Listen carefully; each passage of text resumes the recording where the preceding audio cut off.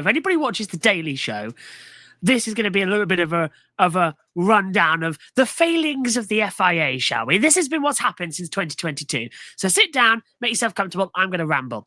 So February 2022, the FIA announces its new race direction system with Eduardo Freitas and Niels Vidich taking turns in their role. Skip forward to March, the FIA announces the Formula One driving standards guidelines, its new criteria for dealing with incidents during drivers attempting overtakes. March 2022 as well, the FIA announces it will begin to crack down on drivers using jewellery. Lewis Hamilton is investigated on a weekly basis for not complying with its regulations. Skip forward to May, the FIA is largely abandoning that crusade. Lewis Hamilton later admits he took the whole thing as a joke after turning up in the press conference with rings on every finger, 3 watches and massive amounts of necklaces. Skip forward to July, tensions between drivers over dual race direction systems as well begin to boil over. Sebastian Vettel is fined €25,000 for showing his frustration, leaving the drivers' meeting early. Several drivers have publicly called for race directors to stop taking turns. October 22, Max Verstappen wins his second World Championship without celebrations, and the FIA strictly enforces a poorly written regulation in the rules. Ben Salah would later defend the decision, including a very awkward moment during the FIA prize-giving ceremony. Shortly afterwards, the FIA would change the regulations again. The same October, the same Grand Prix, Eduardo Freitas leaves his post after poorly handling the safety car and the red flag of the Japanese Grand Prix, as well, endangering drivers' lives. In November 22 as well, Shalina Ann Rowe, the FIA, the General Secretary and former Mercedes employee, steps down after 6 months amid rumours of leaking to the teams. In December 2022, the FIA bans drivers from displaying political, religious and or personal messages without prior approval of the Federation, following a complaint from guess who? Yes, Mohammed Ben Sulayem, the driver's protest. Moving on as well to January 2023, the FIA hires FOM Sporting Director Steve Nielsen to become the FIA Sporting Director. FOM, in January 2023, sends a letter to the FIA complaining that Ben Sulayem has interfered with its commercial rights in an unacceptable way by commenting on a rumour of a possible sale to Saudi Arabia. In the same January 2023, Ben Sulayem says that we will never have a single race director again. February 2023, the FIA confirms that they will once again have a single race director. Also in the same February 2023, Ben Sulayem decides to take a step back from day-to-day operations of Formula One, delegating more to Nicholas Tombasi, the single-seater director for the FIA. In March 2023, complaints to race control continue. In Saudi Arabia, a safety car is deployed after admitting that it stopped a car had lost it on the circuit and they couldn't find out where it was on the circuit. In Australia, they respond to a protest by Haas by acknowledging that they were in the right but reject it with the only justification that they were in a hurry and the stewards had to make a quick decision. In July 2023, the FIA is completely overwhelmed by the 1,200 track limits actions at the Austrian Grand Prix and announced a dozen of penalties several hours after the Grand Prix.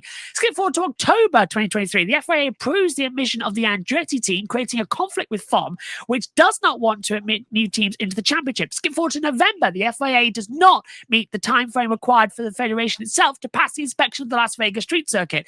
In the very first moments of the first practice session, it's discovered that the manhole covers are not properly sealed. One of them destroys Carlos Sainz's car and requires major changes as well. The stewards, however, decide to penalise him even without offering an explanation. In December 2023, the FIA announces an investigation into Toto and Susie Wolff for potential possible conflict of interest. FOM and all teams on the grid issue a statement in defence of both. In December 2023, new FIA Sporting Director Steve Nielsen resigns after less than a year in charge. Skip forward to this year as well. Steve Nielsen says that he feels that the FIA is not prepared to make the changes which he considered necessary to get race control operational as they should be. In March of this year, Ben Sulayem is investigated for an attempt to interfere in the decision by the stewards at the 2023 Saudi Arabian Grand Prix in order to not give Fernando Alonso in the Aston Martin a penalty. It was later withdrawn. Same in March 2024, Ben Sulayem is investigated for trying to prevent the FIA from certifying the Las Vegas street circuit and thus prohibit the Grand Prix from being taken place back in 2023. That's why it took so long for them to homologate the circuit. That's why all the problems had up in first practice. Then skip forward to September. It's been a couple of months, but he's still here because Ben Sulayem complains about drivers swearing. The FIA then take a firm stand on the matter and starts penalising the drivers for it. Skip forward to October. Following countless complaints, the driving standards guidelines document is being questioned more than ever after the stewards failed to even apply the appropriate penalties at the United States Grand Prix. At the next Grand Prix, this document is not used as a reference and a rewrite is announced ahead of 2024. 2025. Skip forward to November, the GPDA publicly protest against the penalties for swearing and calls on Mohammed bin Salman to moderate his language when speaking about them as well. And in November, Niels Wittig has become the scapegoat. He falls out with the president, steps down as well. And now we've got 3 races to go, championship on the line, and an experienced race director as well. And that's the FIA, and it's just all drama. I don't know what's worse, Donald Trump being back in the White House or Mohammed bin Salman being in charge of the FIA. It's absolute madness. If we're in for another 4 years of that, I'd rather just quit right now. When I wasn't giggling through that, I was just shaking my head at all of the madness that's gone on since Abu Dhabi 21. It's just been chaos, hasn't it, in the FIA towers? Matt, a walking disaster.